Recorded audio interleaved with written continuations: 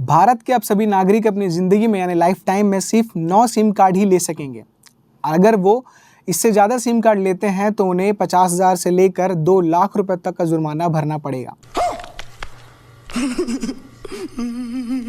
मेरा भी कुछ ऐसे ही रिएक्शन था इस खबर को सुनने और पढ़ने के बाद। भारत सरकार ने दूरसंचार अधिनियम 2023 यानी कि टेलीकम्युनिकेशन एक्ट 2023 26 जून को देश में लागू कर दिया है, जो देश भर में 1 जुलाई से प्रभावित हो जाएगा।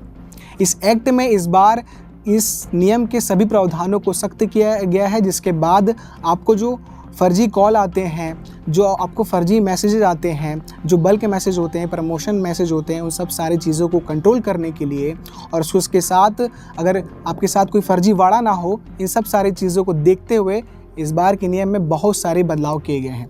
तो क्या कुछ बदलाव है और इससे आम जनता को क्या फ़ायदा पहुंचने वाला है और जो लोग फर्जीवाड़ा करते हैं उनको क्या नुकसान होने वाला है, आज के इस वीडियो में हम इस नियम को अच्छे से विस्तार रूप से समझने की कोशिश करते हैं और जानते हैं कि क्या क्या बड़े बदलाव हुए हैं। दरअसल टेलीकॉम सेक्टर में बुधवार को बड़ा बदलाव किया गया है, जिसके बाद टेलीकम्युनिकेशन एक्ट 2023 देश में 26 जून को लागू कर दिया गया है। ये कानून पिछले साल दिसंबर में ही संसद में पास हो गया था।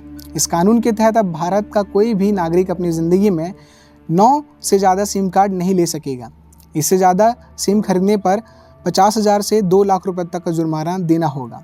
वहीं अगर कोई फर्जी तरीके से यानी किसी दूसरे की आईडी पर सिम लेने पर उसे 3 साल की जेल भी होगी और 50 लाख रुपए तक का जुर्माना भी लगेगा। नए टेलीकॉम लॉ में सरकार ज़रूरत पड़ने पर नेटवर्क सस्पेंड कर सकेगी और आपके मैसेजेस को इंटरसेप्ट भी कर सकेगी। साथ ही सरकार ने बताया है कि आम जनता के लिए कितना प्रभावी है, उसको भी जान लेते हैं। सरकार के नोटिफिकेशन में कहा गया है कि टेलीकम्युनिकेशन आम लोगों के सशक्तिकरण के लिए एक ताकतवर हथियार है। इसका दुरुपयोग कर आम लोगों के हित को नुकसान भी पहुंचाया जा सकता है। इसे देखते हुए नए कानून में आम उपभोक्ताओं को हर तरह के स्पैम और दुर्भावनापूर्ण संचार से बचाने के लिए नए प्रावधान भी टेलीकम्युनिकेशन एक्ट 2023 में शामिल किए गए हैं। जैसे कि मैंने वीडियो की शुरुआत में बताया था कि बहुत सारे नियमों को रिप्लेस किया गया है, तो वो भी जान लेते हैं इस वीडियो में कौन कौन से चीज़ों को रिप्लेस किया गया है। यहाँ कानून 138 साल पुराने भारतीय टेलीग्राफ अधिनियम को बदलेगा।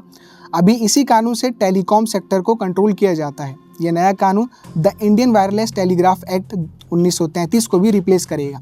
साथ ही साथ ये TRAI एक्ट 1997 को भी संशोधित करेगा। अब जानते हैं कि इस पूरे एक्ट में कितने सेक्शन हैं, जिसे जानना हमारे लिए भी बेहद ज़रूरी है। टेलीकम्युनिकेशन एक्ट 2023 में पिछले साल 20 दिसंबर को लोकसभा में पेश किया गया, जो 21 दिसंबर को ये कानून राज्यसभा में पास हो गया। राष्ट्रपति द्रौपदी मुर्मू के मंजूरी के बाद यह कानून में बदल गया था। इसे 26 जून से लागू किया गया।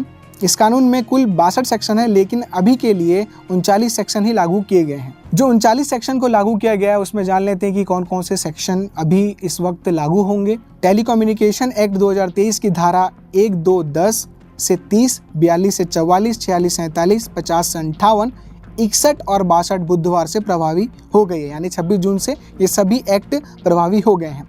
इन धाराओं में कानून के parameters public safety, national security, telecommunication network की सेफ्टी, डिजिटल भारत निधि, इनोवेशन और टेक्नोलॉजी डेवलपमेंट, यूजर्स की सेफ्टी, क्राइम जैसे चैप्टर को भी कवर किया गया है। भारत में जो सेंसिटिव इलाके होते हैं, सेंसिटिव राज्य जो है नॉर्थ ईस्ट के, जम्मू कश्मीर हो गए, उसमें इस नियम का क्या प्रभाव है और वहाँ के लिए किस तरह का नियम है, वो भी इस वीडियो में जान लेते हैं। नए कानून के तहत जम्मू कश्मीर और नॉर्थ ईस्ट राज्यों के लोग अधिकतम 6 सिम कार्ड ही ले सकेंगे। इससे ज़्यादा सिम लेने पर पहली बार 50,000 रुपये और इसके बाद हर बार 2 लाख रुपए का जुर्माना देना होगा। इस खबर के आने के बाद बहुत से जनता ये सवाल कर रही थी कि हमारे मैसेज को देखा जाएगा, इंटरसेप्ट किया जाएगा, ये क्यों किया जा रहा है। तो उस पर सरकार ने लिखा है कि नए टेलीकॉम लॉ में सरकार को ज़रूरत पड़ने पर नेटवर्क सस्पेंड करने और आपके मैसेजेस को इंटरसेप्ट करने का अधिकार मिल गया है। जंग जैसी स्थिति में सरकार को ऐसा करने की अनुमति है। सरकार राष्ट्रीय सुरक्षा कारणों से किसी भी टेलीकॉम सर्विस या नेटवर्क और मैनेजमेंट को टेक ओवर कर सकेगी या उसे जब चाहे और जितने वक्त तक चाहे सस्पेंड कर सकेगी।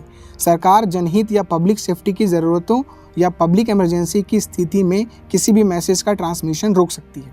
शुरुआत में मैंने बताया था कि जो आपको स्पैम मैसेजेस आते हैं उसके लिए इस नियम में क्या कुछ कह रहा है ये नियम, वो भी देख लेते हैं।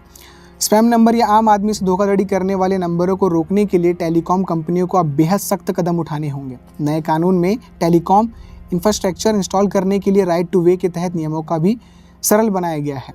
OTT प्लेयर्स या फिर जो अलग से ऐप होते हैं उनके लिए नियम क्या कहता है वो भी देख लेते हैं कि ओवर द टॉप यानी OTT प्लेयर्स या ऐप्स को दूरसंचार सेवाओं की परिभाषा से हटा दिया गया है। व्हाट्सएप और टेलीग्राम दूरसंचार के नियमों से बाहर रहेंगे। तो आपने देखा इस वीडियो में दूरसंचार अधिनियम को लेकर जो सख्त प्रावधान में बदलाव लाए गए हैं, आपने इस वीडियो में अच्छे से समझा होगा। सरकार द्वारा ये बदलाव किए गए हैं और प्रावधानों को सख्त किए गए हैं, इस पर आपका क्या राय है वो कमेंट बॉक्स पे ज़रूर बताइएगा। और जो फर्जीवाड़े होते हैं, खासकर इस नियम में ये बताया गया है कि जो फर्जीवाड़े होते हैं, जो स्पैम कॉल आ रहे होते हैं, उन सारी चीज़ों को कंट्रोल करने के लिए, बंद करने के लिए ये बड़ा कदम लिया गया है। तो आपकी क्या राय है कमेंट बॉक्स पे ज़रूर बताइएगा और हम लगातार इस तरह के इन्फॉर्मेटिव वीडियोज़ आपके लिए लाते रहेंगे ताकि आपको भी पता चल सके क्या नए नियम आ रहे हैं। बाकी इसमें आगे क्या कुछ अपडेट रहेगा हम लगातार आपको बताते रहेंगे। तब तक के लिए अपना और अपनों का ख्याल रखिए। देखते रहिए KP न्यूज़। शुक्रिया।